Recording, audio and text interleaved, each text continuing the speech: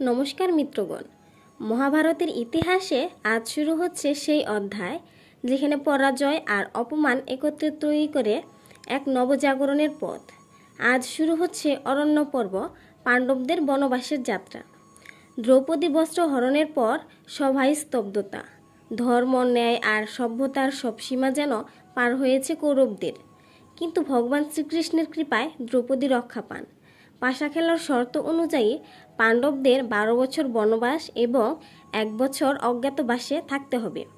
সভা থেকে মাথা নিচু করে তারা বেরিয়ে এলেন, সঙ্গে দ্রৌপদী। হস্তিনাপুরে কান্নার সুর। জনগণ পাণ্ডবদের বিদায় জানাতে ছুটে আসে। কেউ ফুল ছুঁড়ে, কেউ অশ্রু বিসর্জন দিয়ে বলছে, ধর্মের রক্ষা হোক। কিন্তু পাণ্ডবদের মুখে নেই অভিযোগ। শুধু ভীম বললেন, এই অপমান আমি ভুলব না, একদিন এর প্রতিশোধ নেব।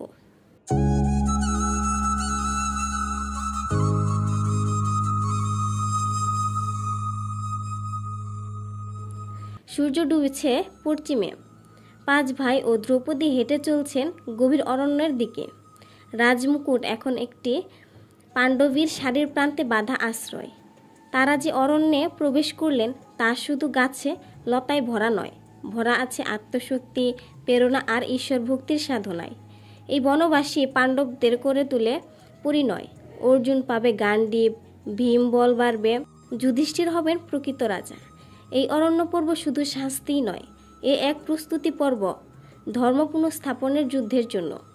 পরাজয় যদি আত্মবিশ্বাস না নেয়, তবে সেটাই একদিন বিজয়ের ভিত্তি হয়ে দাঁড়ায়। পাণ্ডবদের এই ত্যাগ, ধৈর্য আর নিষ্ঠা আমাদের শিক্ষা দেয়, ন্যায়ের পথে চললে ঈশ্বর নিজেই রক্ষা করেন। আপনি যদি মহাভারতের এই অধ্যায়টি হৃদয় দিয়ে অনুভব করতে পারেন, তাহলে ভিডিওটি শেয়ার করুন ও আমাদের চ্যানেল বেদান্ত সার সাবস্ক্রাইব করুন। পরবর্তী পর্বে আমরা জানাবো অর্জুনের তপস্যা ও গান্ধর্ব যুদ্ধের কাহিনী। নমস্কার সবাইকে।